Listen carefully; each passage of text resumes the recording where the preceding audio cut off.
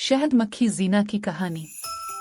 रोशन सुबह में जीना मक्खी अपने छत्ते से जागी। आज शहद के लिए रस जमा करने का दिन था, इसलिए वो बहुत पुरजोश थी। वो अपने नन्हे पैरों को फड़फड़ाती हुई बाहर निकली और हरे भरे खेतों में रंग बिरंगे फूलों की तलाश में उड़ने लगी। उड़ते उड़ते जीना ने खूबसूरत फूलों को हवा में झूमते देखा। एक बड़ी पीली फूल पर बैठकर उसने अपनी लंबी जुबान से मीठा रस चूसना शुरू किया। तभी उसे एक हल्की सी आवाज सुनाई दी।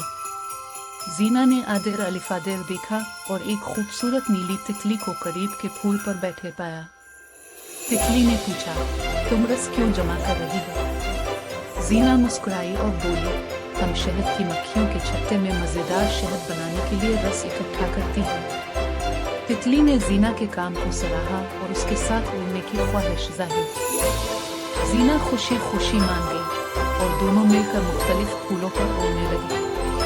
हर तरफ खूबसूरत रंग और दिलकश खुशबू थी। दूसरी मक्खियां भी रस जमा करने में शामिल हो गईं और सब ने मिलकर मेहनत और खुशी से काम किया। कई घंटों बाद जीना को थकन महसूस हुई, लेकिन वो खुश थी, उसने काफी रस जमा कर लिया था।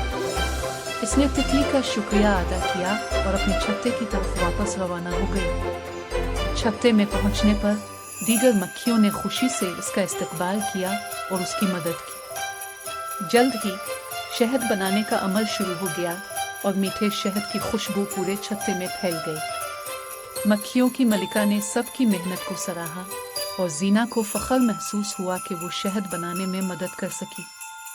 जब सूरज गुरूब हुआ, सब मक्खियां आराम के लिए अपने घरों में चली गई। जीना ने अपनी दोस्तों को अपनी दिलचस्प मुहिम के बारे में बताया और फिर सब मीठी नींद सो गई।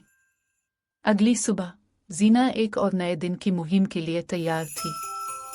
ये शहद की मक्खी की कहानी थी। क्या तुम्हें पसंद आई मेरे प्यारे बच्चे?